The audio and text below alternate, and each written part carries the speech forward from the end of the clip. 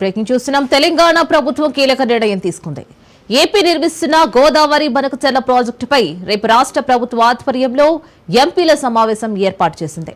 సాయంత్రం 4 గంటలకి సచివాలయంలో ఎంపీలు భేటీ కానున్నారు. ఎంపీల సమావేశానికి సీఎం రేవంత్ రెడ్డి హాజరు కానున్నట్లు ఇరిగేషన్ శాఖ మంత్రి ఉత్తమ్ కుమార్ రెడ్డి వెల్లడించారు. ఇరిగేషన్ మంత్రి ఉత్తమ్ ఆధ్వర్యంలో ఎంపీల భేటీ కొనసాగనుండగా ఇప్పటికే రాజ్యసభ, లోక్సభ ఎంపీలకు ప్రభుత్వం ఆహ్వానం పంపింది.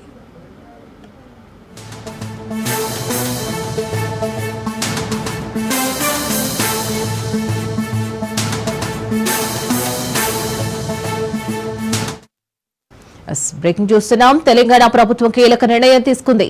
ఏపీ నిర్మిస్తున్న గోదావరి బనకచెర్ల ప్రాజెక్టుపై రేపు రాష్ట్ర ప్రభుత్వం ఆధ్వర్యంలో ఎంపీల సమావేశం ఏర్పాటు చేసింది.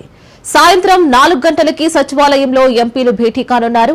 ఎంపీల సమావేశానికి సీఎం రేవంత్ రెడ్డి హాజరు కానున్నట్లు ఇరిగేషన్ శాఖ మంత్రి ఉత్తమ్ కుమార్ రెడ్డి వెల్లడించారు. ఇరిగేషన్ మంత్రి ఉత్తమ్ ఆధ్వర్యంలో ఎంపీల భేటీ కొనసాగనుండగా మరి ఇప్పటికే రాజ్యసభ, లోక్సభ ఎంపీలకు ప్రభుత్వం అయితే ఆహ్వానం పంపింది. దీనికి సంబంధించి పూర్తి డీటెయిల్స్ మా ప్రతినిధి రాజు అందిస్తారు. రాజు, రేపు సాయంత్రం 4 గంటలకు సచివాలయంలో బనకచెర్ల ఏదైతే ఏపీ ప్రభుత్వం గోదావరి బనకచెర్లపై నిర్మిస్తున్నటువంటి ప్రాజెక్టుకు ఇప్పటికే తెలంగాణ తీవ్ర అభ్యంతరం వ్యక్తం చేస్తా ఉంది. దీనికి సంబంధించి తెలంగాణలో ఉన్నటువంటి అన్ని పార్టీలకు చెందిన లోక్సభ, రాజ్యసభ ఎంపీలకు ఇప్పటికే లేఖలు రాయడం జరిగింది. మంత్రి ఉత్తమ్ కుమార్ రెడ్డి రేపు సాయంత్రం 4 గంటలకు సచివాలయంలో ఆల్ పార్టీ ఎంపీల సమావేశం నిర్వహించాలని చెప్పి ప్రభుత్వం నిర్ణయించింది. దీనికి సంబంధించి అన్ని పార్టీలకు చెందినటువంటి ఎంపీల అభిప్రాయాలను, సూచనలను పరిగణలోకి తీసుకుని రాష్ట్ర ప్రభుత్వం ముందుకు వెళ్లాలని చెప్పి నిర్ణయం తీసుకున్నట్టుగా కూడా తెలుస్తోంది. దీనికి సంబంధించి రేపు పవర్ పాయింట్ ప్రజెంటేషన్ కూడా ఎంపీల ముందు ప్రభుత్వం ఇవ్వబోతా ఉంది. దీనికి ముఖ్య అతిథిగా రేవంత్ రెడ్డి కూడా పాల్గొనబోతా ఉన్నారు. అఖిలపక్ష ఎంపీలను, అన్ని పార్టీల ఎంపీలను తీసుకున్న తర్వాత వాళ్ళు ఏం చెప్తారు, వాళ్ళ పార్టీ అభిప్రాయం ఏంటి, ఎంపీల అభిప్రాయాలు ఏంటి తీసుకున్న తర్వాత ప్రభుత్వం కూడా ఒక నిర్ణయం తీసుకుని దీన్ని ఢిల్లీకి వెళ్లి కేంద్ర ప్రభుత్వంతో కూడా ఇది మాట్లాడే అవకాశం కూడా కనిపిస్తా ఉన్నట్టుగా కూడా తెలుస్తోంది. దీనికి ఈ యొక్క రేపటి సమావేశానికి కేంద్ర మంత్రులు కిషన్ రెడ్డి, బండి సంజయ్లతో పాటు బీజేపీ, బీఆర్ఎస్ సంబంధించినటువంటి అదేవిధంగా ఎంఐఎం సంబంధించినటువంటి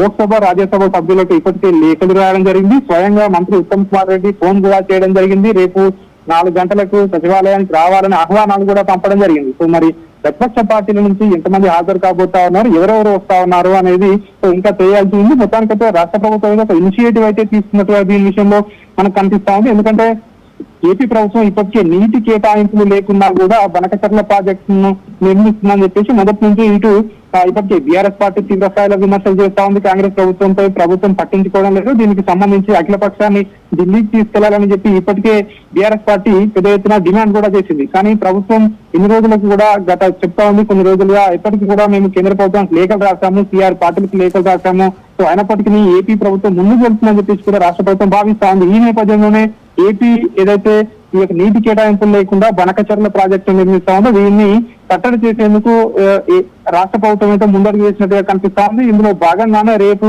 ఆల్ పార్టీ ఎంపీల సమావేశం నిర్వహించబోతా ఉంది. ఈ సమావేశంలో ఈ ప్రాజెక్టు సంబంధించినటువంటి ఎట్లాంటి కేటాయింపులు లేవు, అదేవిధంగా దీనికి సంబంధించినటువంటి ట్రిబ్యునల్ లో ఎట్లాంటి అవకాశాలు ఉన్నాయి, ఈ ప్రాజెక్టు నిర్మించేందుకు ఇప్పటికీ కేంద్ర ప్రభుత్వం ఏ విధంగా ఏపీకి సహకారాలు అందిస్తుంది, దీనికి సంబంధించిన డిపిఆర్ ఏంటి అనేది కంప్లీట్ గా ఈ యొక్క పవర్ పాయింట్ ప్రజెంటేషన్ లో రాష్ట్ర ప్రభుత్వం ఎంపీలకు వివరించే అవకాశం కనిపిస్తా ఉంది.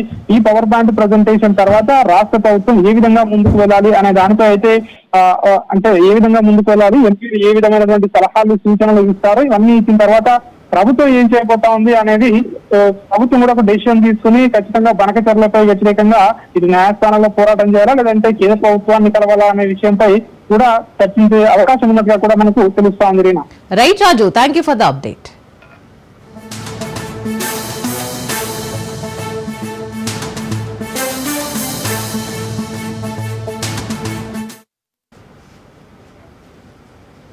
తెలంగాణ ప్రభుత్వంపై కాళేశ్వరం